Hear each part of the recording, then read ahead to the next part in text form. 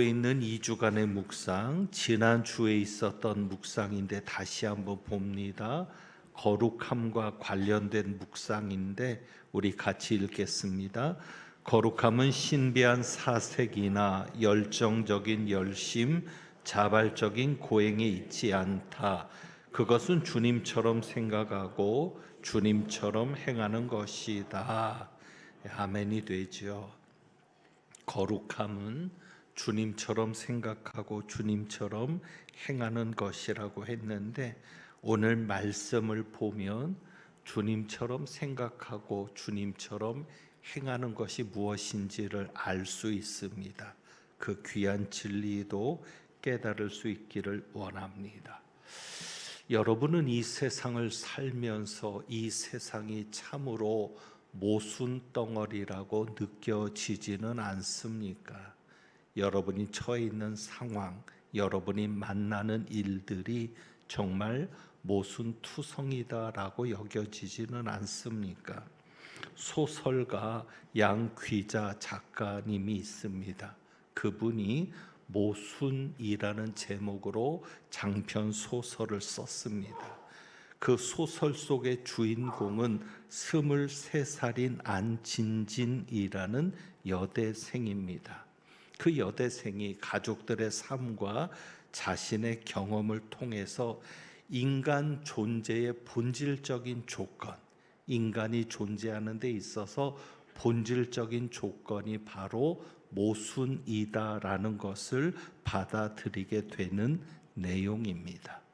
우선 사랑을 경험하면서 그 사랑의 모순을 이야기하는데, 사랑은 기쁨이 있는 반면에 슬픔도 있다는 것입니다.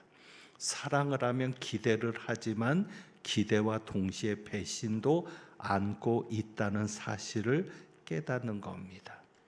또 하나의 모순이 있다면 이런 것입니다. 사람들은 행복을 원하지만 불행을 만든다라는 것이 모순이고, 또 한편으로 사람은 사랑을 말하지만 상처를 주는 존재다라는 것이 모순이라는 겁니다.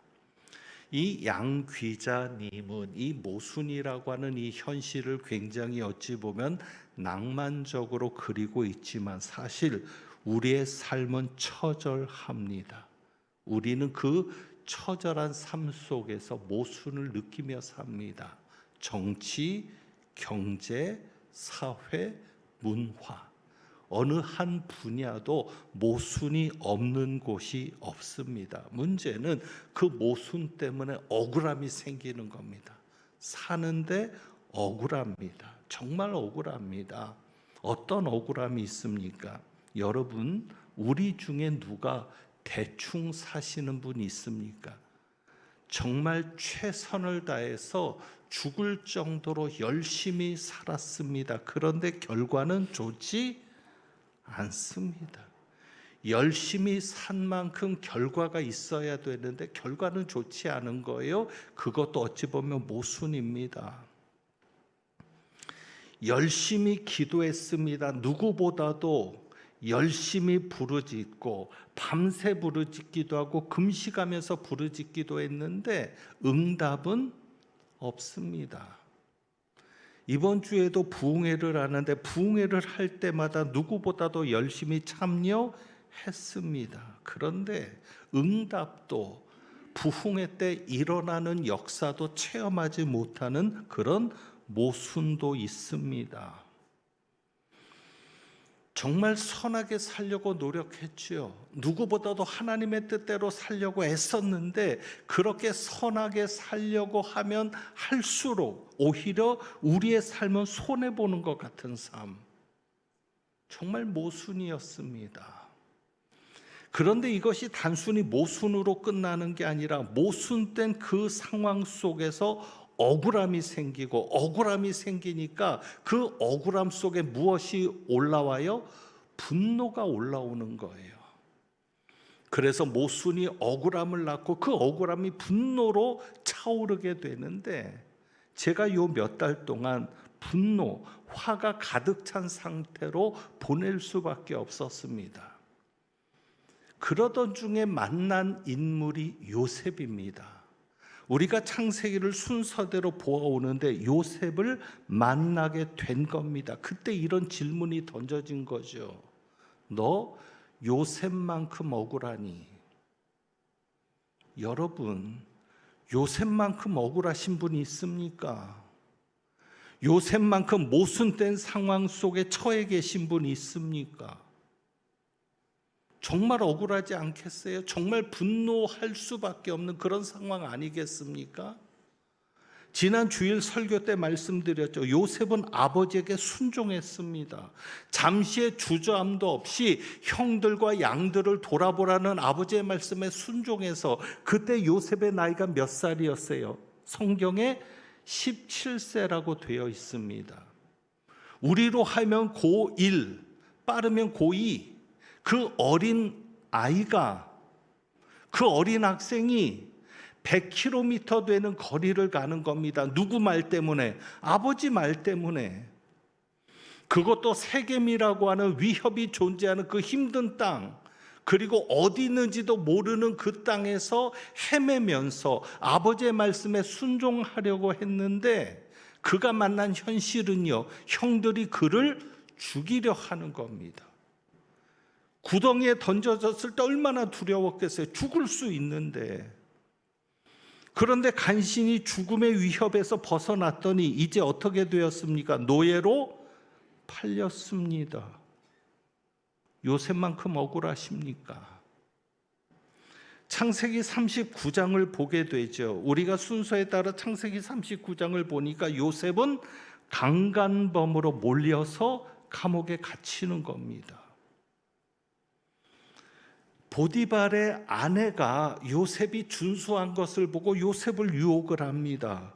39장 9절을 볼까요? 요셉이 이렇게 말하죠. 주인의 아내가 자꾸 동침하기를 청할 때 요셉이 거절하면서 9절에 이렇게 말합니다. 이 집에는 나보다 큰 이가 없으며 주인이 아무것도 내게 금하지 않았다. 그러나 금한 것은 당신뿐이니 당신은 그의 아내입니다. 주인이 내게 마음대로 다 할 수 있도록 했고 다 어떤 일을 해도 좋은데 금한 것은 당신뿐이다. 당신은 주인의 아내 아니냐. 그런데 여러분 요셉을 보세요. 그런즉 내가 어찌 이 큰 악을 행하여 주인께 죄를 지으리까 하나님께 죄를 지으리까? 하나님께 죄를 지으리까? 주인이 금한 것은 당신뿐이라고 얘기했지만 요셉이 그 아내의 유혹을 거절한 것은 주인 때문입니까? 하나님 때문입니까? 하나님 때문이죠. 그 여자가 요셉을 유혹하기 위해서 요셉의 옷을 잡았습니다. 옷을 잡고는 동침하자고 하니까 도저히 빠져나갈 수가 없으니까 옷을 벗고는 도망한 거예요. 그러니까 어찌 보면 정말 요셉은 청년으로서 쉽지 않은 일을 한 겁니다. 20대 중후반의 청년이 아름다운 여인의 유혹을 이기는 것이 쉬웠겠습니까? 그런데 요셉이 누구 때문에 이긴 거예요? 하나님 때문에. 우리로 말하면 믿음으로 이기는 겁니다. 왜? 믿는 자가 죄를 지을 수 없다는 거죠. 이것이 진짜 신앙인 아닙니까? 그런데 오히려 강간범이 되어서 감옥에 갇히는 겁니다. 유혹을 이기기 위해서 벗었던 그 옷이 오히려 결정적인 증거가 되어서 요셉을 감옥에 가두게 되는 겁니다. 얼마나 억울했겠습니까? 이렇게 모순된 일이 어디 있어요? 그 다음에 40장으로 가서 보면 감옥에 갇혔을 때 요셉이 관원장들의 꿈을 해석하게 됩니다. 바로의 신하 중에 술 맡은 관원장과 떡 굽는 관원장의 꿈을, 그들이 갇힌 지 여러 날 후에 그들의 꿈에 대한 해석을 내리게 되죠. 그리고 술 맡은 관원장의 꿈을 듣고는 그가 석방될 것으로 꿈에 대한 해석을 내립니다. 그리고는 이렇게 부탁하죠. 40장 14절입니다. 40장 14절. 당신이 사흘 안에 전직을 회복할 거라는 겁니다. 그러면서 이렇게 말합니다. 당신이 잘 되시거든 나를 생각하고 내게 은혜를 베풀어서 내 사정을 바로에게 아뢰어 이 집에서 나를 건져 주소서. 나는 히브리 땅에서 끌려온 자요 여기서도 옥에 갇힐 일은 행하지 아니하였나이다. 그런데 실제 꿈대로 됐어요, 안 됐어요? 됐어요. 이것은 누가 봐도 하나님의 역사죠. 그래서 요셉은 이것이 하나님이 주신 기회라고 생각했을지 모릅니다. 그래, 하나님이 내 억울함을 아시고 나를 이 감옥에서 풀어주시기 위해서 저들에게 꿈을 꾸게 하시고 그 꿈을 내가 해석하게 하신 걸 거야. 그래서 그 꿈대로 된 거야 라고 요셉은 위로받았을지 모르겠습니다. 그런데 결과는요, 요셉은 그대로 감옥에서 2년을 썩는 겁니다. 그것이 바로 23절이죠. 술 맡은 관원장이 요셉을 기억하지 못하고 그를 잊었더라. 그리고 얼마의 시간이 흐르는 겁니까? 만 2년 후에. 하나님의 역사라고 믿었을 것 아닙니까? 그러면 하나님이 자기를 해방시켜 줄 거라고 그렇게 생각했을 것 아닙니까? 그런데 2년 동안 어떤 일도 일어나지 않습니다. 정말 모순 아닙니까? 정말 억울하지 않겠습니까? 그런데 놀라운 것은 요셉은 분노하지 않았습니다. 불평했다는 기록이 요셉에게는 없습니다. 오히려 놀라운 사실을 발견합니다. 그게 뭐예요? 성경이 계속 반복해서 강조하는 게 있어요. 자, 39장 2절. 여호와께서 요셉과 함께 하심으로 그가 형통한 자가 되어 그의 주인 애굽 사람의 집에 있으니. 요셉에게 계속 강조되는 사실이 있습니다. 그게 뭡니까? 하나님께서 요셉과 함께 하셨다. 그러니까 요셉이 노예로 팔려갔을 때도 누가 함께 하셨다? 하나님이 함께 하셨다. 39장 23절도 가서 보시면 23절 감옥에 갇혔을 때입니다. 간수장은 그의 손에 맡긴 것을 무엇이든지 살펴보지 아니하였으니 이는 하나님께서 요셉과 함께 하심이라. 하나님께서 범사의 그를 형통하게 하셨더라. 성경이 계속 강조하게 있는 게 뭐예요? 요셉이 하나님과 함께 했다. 하나님이 요셉과 함께 하셨다. 만약에 요셉이 불평하는 자였다면, 원망하는 자였다면, 모순된 상황 속에서 자신의 억울함 때문에 하나님을 불평하고 하나님께 원망하는 사람이었다면 하나님이 요셉과 함께 했겠습니까? 아니죠. 그러니까 하나님이 요셉과 함께 하셨다는 이 사실 하나로도 요셉은 분노하지 않았다. 어떤 상황에도 원망하지 않았다. 오히려 하나님과 동행하는 삶을 살았다. 그런데 여기에서 우리가 잊지 말아야 될 사실이 하나 있습니다. 39장 2절을 보면은요, 39장 2절, 정말 모순된 것 같은 현실이 있어요. 하나님께서 요셉과 함께 하심으로 그가 형통한 자가 되어 그의 주인 애굽 사람의 집에 있으니. 성경은 이렇게 말합니다. 그가 형통한 자가 되어 그의 주인 애굽 사람의 집에 있으니. 그러니까 요셉이 이미 노예로 있을 때 형통한 자였다는 겁니다. 무슨 얘기냐면 요셉이 애굽 사람 보디발의 집에 있을 때 형통한 자가 되었다는 게 아니에요. 이미 그 전에 요셉은 어떤 자였다? 형통한 자가 되어 이미 형통한 자였는데 어디에 있었다? 애굽 사람의 집에 있었다. 그러면 여러분은 이해되지 않죠? 왜? 우리가 생각할 때 형통한 자라면 노예로 있지 말아야 되는 것 아닙니까? 어떻게 노예로 가는데 형통한 자라고 할 수 있습니까? 모순이잖아요. 그런데 여러분, 형통한 자여도 노예로 팔릴 수 있다 없다? 있다.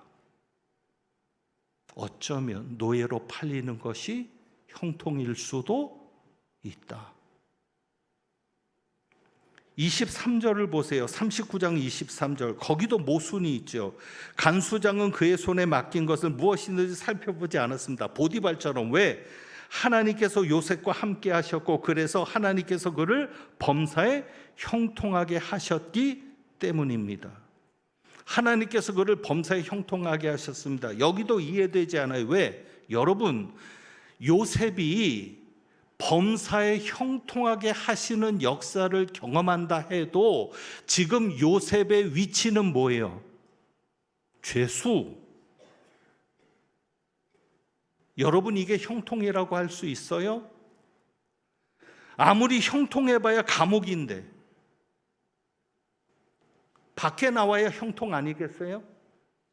정말 형통한 자라면 노예로 가지 말아야 되고, 정말 형통한 자라면 감옥에서 무죄 판정을 받고 감옥에서 나와야 형통이잖아요. 그런데 성경은 그렇게 말하지 않아요. 요셉은 노예였어도 형통한 자고, 감옥에 있어 죄수였어도 형통한 자였다는 거죠. 왜 성경이 그렇게 말할까요? 그것은 우리는 이 모순 속에서 요셉이 분노하지 않을 수 있었던 비결을 발견할 수 있게 되기 때문입니다. 그러니까 요셉은 자기가 노예이든 자기가 죄수이든 그것이 상관없는 사람이에요. 우리는 그게 상관이 있어요. 내가 다른 사람 앞에 노예로 보이느냐, 죄수로 보이느냐, 우리는 이게 상관이 있는데, 노예로 보이면 실패라고 생각하고 죄수로 보이면 실패라고 생각하는데 부끄럽잖아요. 그런데 요셉은 그게 중요한 게 아닌 사람이었어요. 그래서 요셉이 분노하지 않을 수 있었죠. 그럼 요셉은 무엇이 중요한 사람이었습니까? 요셉의 중심은 무엇이었습니까? 하나님이 함께 하는 사람이 되는 것이 중요했습니다. 나는 노예여도 좋아. 좋진 않았겠지만 이해를 위해서 제가 설명합니다. 나는 노예여도 좋아. 나는 죄수여도 좋아. 왜? 내게 있어 중요한 것은 무엇이다? 하나님이 함께하는 거야. 여러분, 직급이 중요하지 않습니다. 여러분이 회사에서 어떤 직급을 맡았느냐가 중요하지 않습니다. 여러분의 처지가 중요하지 않고요. 여러분이 처한 상황이 중요하지 않습니다.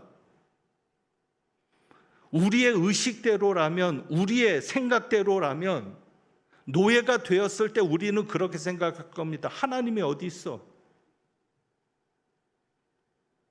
부모를 경외하라 그래서 나는 부모를 경외했고 부모의 말씀에 어긴 적이 없이 순종했는데 내가 지금 노예로 팔려왔잖아. 하나님이 어디 있어? 감옥에 갇혔을 때 그렇게 생각할 겁니다. 하나님이 어디 있어? 하나님이 계시면 내가 어떻게 감옥에 갇혀야 돼? 내가 하나님 때문에 여인의 유혹을 거절했는데 왜 내가 감옥을 가야 돼? 그렇게 생각하지 않겠습니까? 그러니까 우리의 직급이나 내가 어떤 처지에 어떤 상황에 있느냐가 중요한 게 아니라 요셉에게 있어서 중요한 것은 무엇이라는 거예요? 하나님이 함께 하시는 거. 요셉은 그것만이 중요했던 거예요. 지금 하나님이 나와 함께 하시느냐? 내가 지금 하나님과 동행하고 있느냐? 여러분, 요셉처럼 하나님이 함께 하시는 사람이 되기를 원합니다. 여러분이 늘 하나님이 함께하는 삶, 그 삶의 여러분의 중심이, 여러분의 목적이, 여러분의 관심이 있기를 원합니다. 하나님이 함께 하시는 것이 왜 중요하냐? 그래야 형통한 자가 되거든요. 그러니까 요셉이 형통한 자가 되어 범사에 형통하게 하셨다라고 하나님이 그러는데, 그러는 전제 조건은 딱 하나입니다. 하나님이 그와 함께 하심으로. 그러니까 하나님이 함께 하셔야만 우리는 어떤 자가 되는 겁니까? 형통한 자가 되는 겁니다. 그런데 여기에서 형통한 자가 되는 게 왜 중요하냐면, 형통한 자가 될 때 과정이 중요한 게 아니에요. 내가 형통한 자여도 노예일 수 있어요. 내가 형통한 자여도 죄수일 수 있어요. 그런데 형통한 자면 결과는 있다 없다? 있다. 결과가 반드시 있다. 여러분, 요셉에게 일어난 일이 우연이겠습니까? 여러분, 요셉이 지금까지 우연으로 왔다라고 생각하세요? 자, 요셉이 꿈을 꿉니다. 2번의 꿈을 꾸었죠. 그래서 그 2번의 꿈 때문에 형제들에게 미움을 받고 죽음의 위협을 당하다가 노예로 팔려갑니다. 그런데 하필 노예로 팔려간 집이 바로의 신하요 경호대장인 보디발의 집입니다.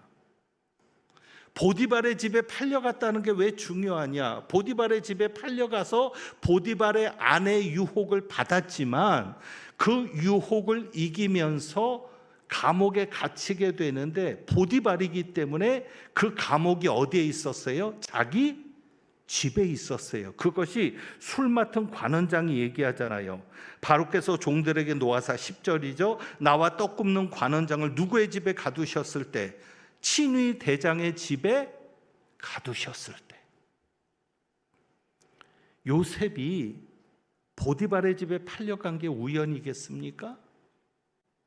그래서 감옥에 갇히는데 그 감옥이 강간범이잖아요. 강간범인데 친위 대장의 집에 있는 감옥에 갇힌 거예요.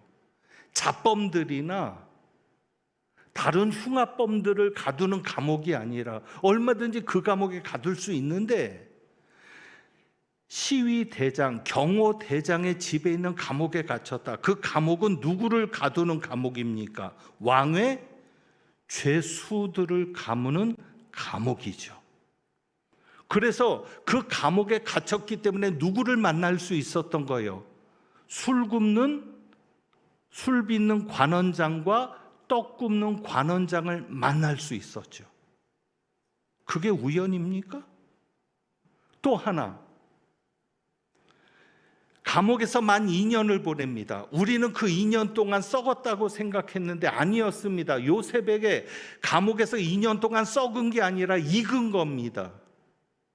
무슨 얘기입니까? 요셉이 30살에 애굽의 총리가 되었습니다. 강대국의 총리가 되었는데 총리직을 너무 수행을 잘했어요. 그 힘이 어디서 나왔다? 감옥에서 나왔다. 왜?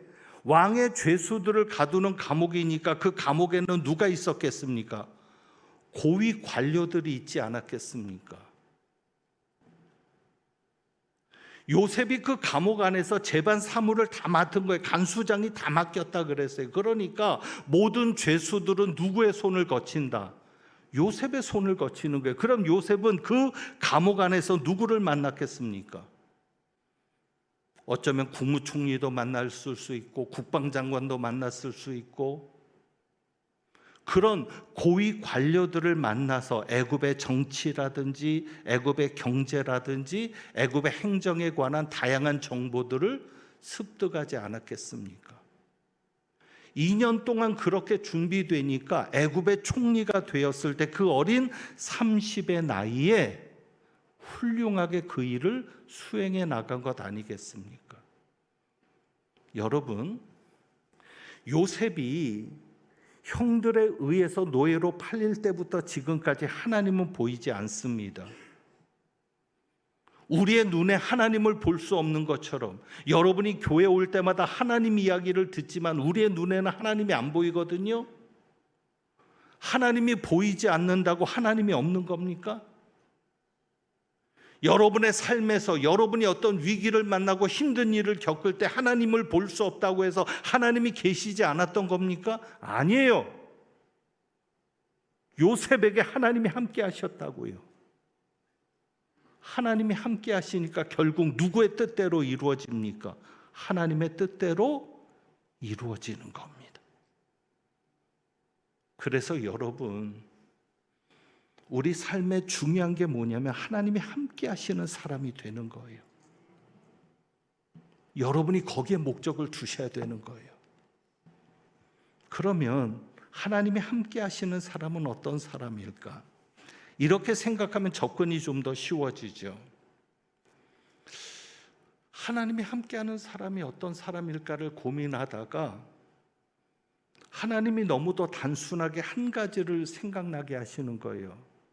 하나님이 함께하는 사람은 반대로 뒤집으면 이런 사람입니다. 하나님이 함께하고 싶은 사람. 하나님이 요셉과 함께하고 싶지 않았겠어요? 나는 요셉과 함께하고 싶어. 요셉, 난 너만 있으면 돼. 너랑 함께 있고 싶다. 여러분도 여러분 자신을 돌아보세요. 과연 나는 하나님이 함께하고 싶은 사람인가? 그러면 요셉은 어떤 사람이기에 하나님이 함께하고 싶은 사람이었을까? 우리는 요셉에 대해서 여러 가지를 정리할 수 있지만 오늘 요셉의 말을 통해서 한 가지만 좀 생각해 봅니다. 40장 8절입니다. 40장 8절. 바로의 신하들에게 그렇게 묻거든요. 왜 당신들의 얼굴에 근심이 있습니까? 그럴 때 8절에 그들이 말하죠. 우리가 꿈을 꾸었는데 해석할 자가 없다라는 거죠. 그럴 때 요셉이 말합니다. 뭐라고 얘기하죠? 해석은 누구에게 있지 아니하니까? 해석은 하나님께 있지 아니하니까 청하건대 내게 이르소서. 누가 하실 것이라고 말씀합니까? 하나님이 하실 겁니다. 바로에게는 더 직접적으로 얘기합니다. 41장에 보면은요, 술 맡은 관원장이 꿈을 꾼 바로에게 요셉의 이야기를 전하는 겁니다. 애굽에서는 누구도 바로의 꿈을 해석할 자가 없으니까 그때 술 맡은 관원장이 자기가 큰 죄를 지었다고 하면서 2년 동안 히브리 청년을 잊어버리고 있었던 것을 얘기하죠. 그래서 요셉을 소개하고 바로가 요셉을 급히 부르는 겁니다. 그럴 때 15절에 보면 이렇게 말합니다. 바로가 요셉에게 말하죠. 내가 한 꿈을 꾸었으나 41장 15절입니다. 그것을 해석하는 자가 없더니 들은즉 너는 꿈을 들으면 능히 푼다 하더라. 그럴 때 요셉이 말합니다. 16절. 내가 아니라 누가? 하나님께서 바로에게 편안한 대답을 하시리이다. 요셉이 뭐라고 얘기하죠? 내가 아닙니다. 누굽니까? 하나님입니다. 여러분, 이것이 하나님이 함께하고 싶은 사람의 특징입니다. 말만 하면 누구를 앞세우는 거예요? 하나님을 앞세우는 거예요. 내가 아닙니다. 하나님입니다. 너 어떻게 이렇게 결과가 좋아? 내가 잘한 게 아니에요. 누가 잘한 거다? 하나님이 하신 거라고. 너 어떻게 이렇게 성공할 수 있었어? 너 어떻게 이렇게 좋은 직장에 들어갈 수 있었어? 내가 잘한 게 아니라 누가 하신 것이다? 하나님이 하신 겁니다. 그러니까 하나님을 앞세우고 늘 하나님을 의식하며 사는 사람이 누구에게? 하나님에게 그 마음에 드는 사람이 되는 겁니다. 여러분 39장에 보면 신기하지 않으세요? 39장 3절 저는 신기했어요. 뭐냐면 요셉이 노예로서 보디발의 집에 있을 때 3절에 보세요. 그의 주인이 여호와께서 그와 함께 하심을 보며 또 여호와께서 그의 범사에 형통하게 하심을 보았더라. 이 보디발, 애굽의 시위대장, 경호대장이니 보디발은 하나님이 없는 사람입니다. 예수 믿지 않는 사람입니다. 교회를 한 번도 가보지 않은 사람인데 보세요. 그의 주인이 하나님께서 그와 함께 하심을 보았다. 하나님을 보았다는 거예요. 우리도 보지 못하는 하나님을 그가 보았다네요. 우리도 보지 못하는 하나님인데 보디발은 하나님께서 요셉에게 범사에 형통하게 하시는 것을 보았다는 겁니다. 이해되지 않잖아요. 우리도 못 보는 하나님, 그렇게 예수 잘 믿고 그렇게 예배 잘 드리는 우리도 하나님이 안 보이는데 어떻게 우상을 섬기는 사람이 하나님을 봐? 하나님이 보였다는 얘기가 아니죠. 그럼 어떻게 하나님을 보았을까요? 요셉은 입만 열면 누구 이야기를 했을까요? 하나님 이야기를 했겠죠. 요셉이 늘 보디발에게 말하지 않았겠습니까? 주인님, 나와 함께 하시는 하나님이 그 문제를 해결하실 겁니다. 주인님, 내가 기도하고 있습니다. 나와 함께 하시는 하나님이 내 기도를 반드시 들으십니다. 그러니 하나님에게 내가 기도했으니 하나님이 응답하실 겁니다. 그러니까 보디발이 하나님을 보았다는 얘기가 아니라 늘 요셉이 누구를 말하니까? 하나님을 말하니까. 무슨 일만 생기면 하나님이 하실 거라고, 하나님이 해결해 주실 거라고, 하나님이 기도를 들으실 거라고 그렇게 얘기하는데 실제로 그 말대로 되잖아요. 그러니까 보디발이 어떻게 보는 거예요? 야, 요셉에게는 누가 함께한다? 하나님이 함께하는구나. 하나님이 요셉은 형통하게 하는구나. 이것이 비결이죠. 여러분, 추석 명절입니다. 다른 이야기 하지 마세요. 하나님 이야기만 하세요. 하나님이 우리 가정을 이렇게 인도하셨다고, 하나님이 우리를 그렇게 이끄셨다고. 여러분, 답답하죠? 과연 우리나라가 잘 될까? 잘 살 수 있을까? 정치적인 상황도 답답하고 경제적인 상황도 답답하고. 그런데 그런 이야기 해봐야 아무 의미가 없습니다. 여러분이 처해 있는 현실을 이야기해봐야 해결이 없습니다. 여러분은 누구를 말하시면 됩니까? 하나님을 말하시면 됩니다. 다른 사람 이야기도 하지 마세요. 누구는 이렇고 누구는 저렇고. 중요한 것은 사람이 아니라 하나님이거든요. 그러니까 여러분이 하나님을 말하면 돼요. 오늘 말씀의 제목이 해석의 중요성입니다. 본격적인 말씀은 다음 주로 넘어가야 될 것 같습니다. 그런데 한 가지 팁을 드리면 이렇습니다. 여러분이 해석을 할 때에 가장 중요한 것이 뭐냐면 하나님을 넣어서 그것을 해석하십시오. 여러분이 어떤 일을 만나든지 어떤 어려움을 겪든지 어떤 상황에 있든지 거기에 누구를 넣어서, 하나님을 넣어서 그 사건을, 그 일을 해석해 나가십시오. 요셉이 그리했습니다. 창세기 45장을 한번 볼까요? 창세기 45장. 창세기 45장에서 요셉이 형제들에게 자기의 정체를 밝히죠. 그러니까 형제들이 가장 두려워하는 겁니다. 왜? 자기들이 요셉을 노예로 팔았잖아요.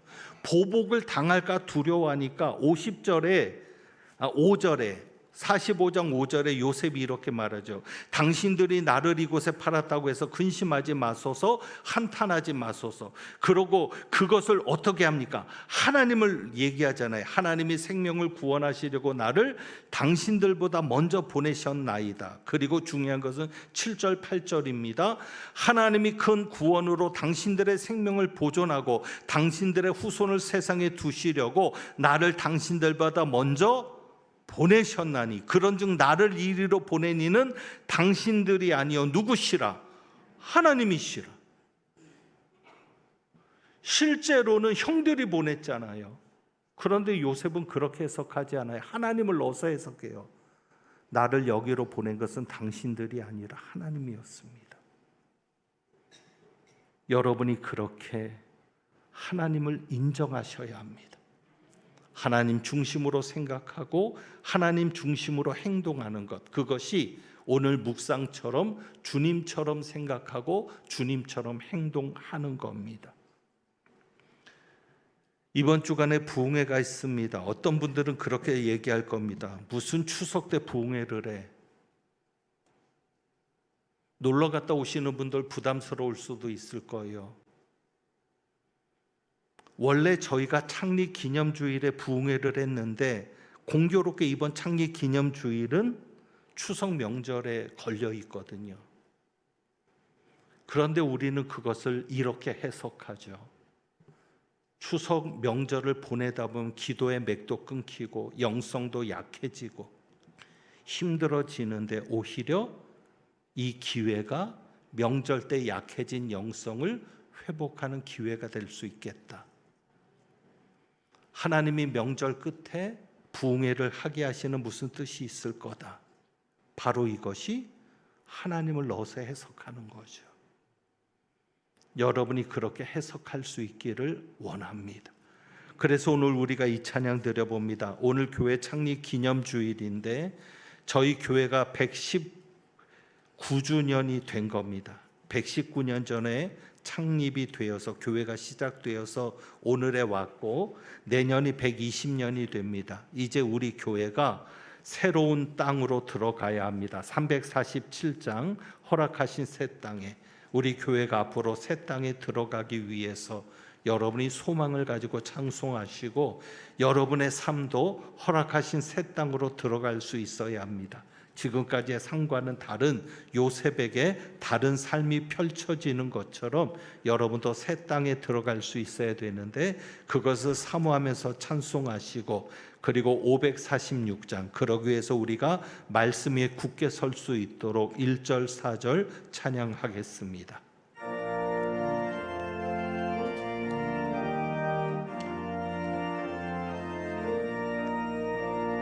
허락하신 새 땅에 들어가려면 마음의 준비 다하여 힘써 일하세. 여호수아 본받아 앞으로 가세. 우리 거할 처소는 주님 보밀세. 시험 환난 당해도 낙심 말고서 마음의 걱정 버리고 힘써 일하세. 아멘. 여호수아 본받아 앞으로 가세. 우리 거할 처소는 주님 품일세. 4절합니다. 일할 곳이 아직도 많이 있으니 주님 담대하게 나가서 힘써 일하세. 아멘. 여호수아 본받아 앞으로 가세. 우리 거할 처소는 주님 품일세. 주님 약속하신 말씀 위에서 영원토록 주를 찬송하리라. 소리 높여 주께 영광 돌리며 약속 믿고 굳게 서리라. 아멘. 굳게 서리. 영원하신 말씀 위에 굳게 서리. 굳게 서리. 그 말씀 위에 굳게 서리라. 4절합니다. 주님 약속하신 말씀이 성령 인도하는 대로 행하며 주님 품에 항상 안식 얻으며 약속 믿고 굳게 서리라. 아멘. 굳게 서리. 영원하신 말씀 위에 굳게 서리. 굳게 서리. 그 말씀 위에 굳게